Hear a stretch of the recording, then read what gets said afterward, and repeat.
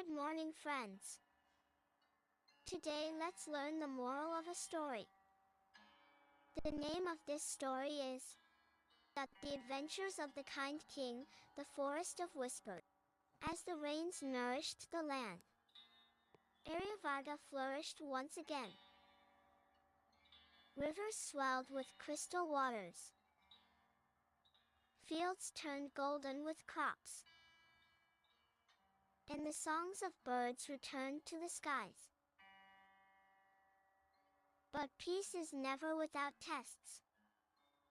One morning, a messenger arrived breathless at the palace gates. Beyond the eastern hills, a mysterious forest of whispers had begun to spread. Trees grow taller overnight. Roots crept across farmlands. And villagers claimed they heard voices calling their names in the wind. Some who entered the forest never returned. The people grew fearful. King Aryan gathered his council. But none could explain the strange forest. At last, Aryan declared, "Fear cannot guide us. If this forest hides a secret, then we must face it with courage and wisdom. I will go myself." The villagers gasped, "Your Majesty, it is too dangerous." But Aryan only smiled. A king's duty is not to hide behind walls but to walk where his people fear to go. One golden morning, as dawn brushed the sky with hues of amber, King Aryan sat by his balcony, sipping a cup of warm herbal tea. Suddenly, the palace gates creaked open, and the sound of hurried footsteps echoed through the marble hall. The royal messenger, robes tattered with travel, fell to his knees before the king. "My lord," he panted. He came running so fast that he couldn't breathe. "Your Majesty, a mysterious forest that whispers began to spread beyond the eastern hills. The trees grow taller overnight. The roots penetrated across the fields. And villagers came to hear voices calling their names in the air. Some who entered the forest did not return. People were afraid." The court gasped, but the king's calm eyes held steady. He was not a ruler who ignored the cries of his people. With a gentle nod, he rose from his throne. "We will not let fear steal the peaceful of our land," he declared. "Prepare the horses. We ride at dawn." By the next sunrise, King Aryan, his loyal horse Vira, and a handful of brave companions set off towards the eastern hills. The journey was long, and as they approached an eerie stillness fell upon the land. Birds no longer sang. Even the wind held its breath. The forest loomed ahead, its trees dark and tall, their leaves shimmering like silver under the pale light. A faint sound drifted through the air, like voices carried on the wind. "Do you hear it?" whispered one of the soldiers.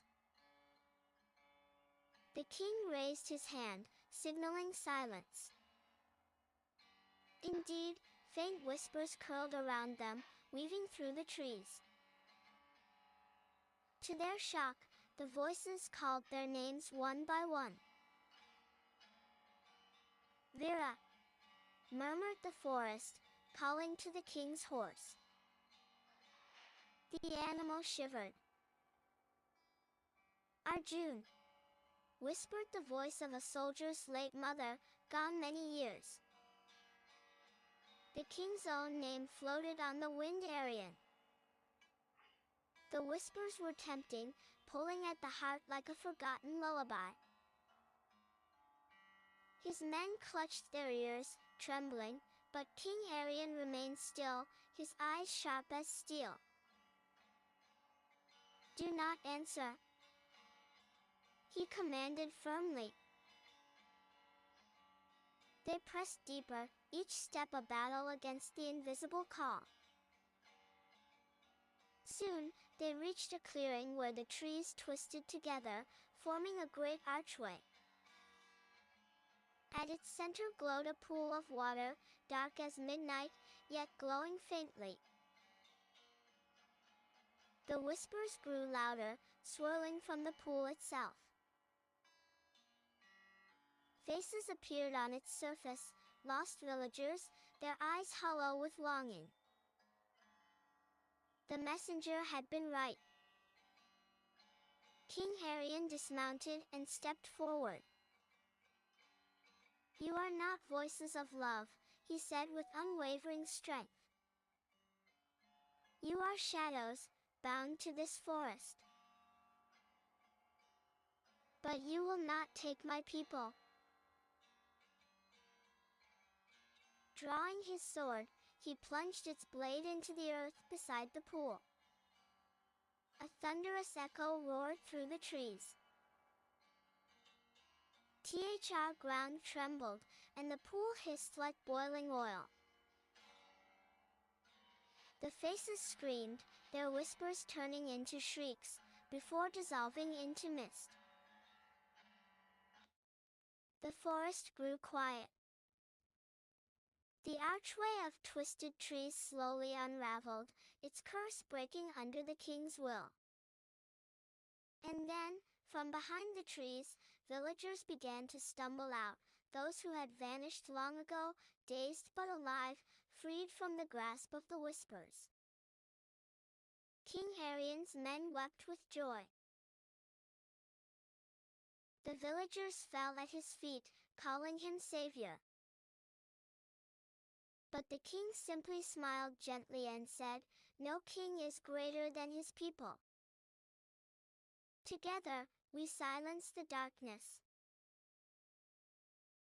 As dawn rose over the eastern hills, the forest of whispers became still once more, no longer a piece of fear, but a reminder of courage, wisdom, and the strength of a kind heart. If you enjoyed this content, don't forget to like, share, and subscribe for more updates.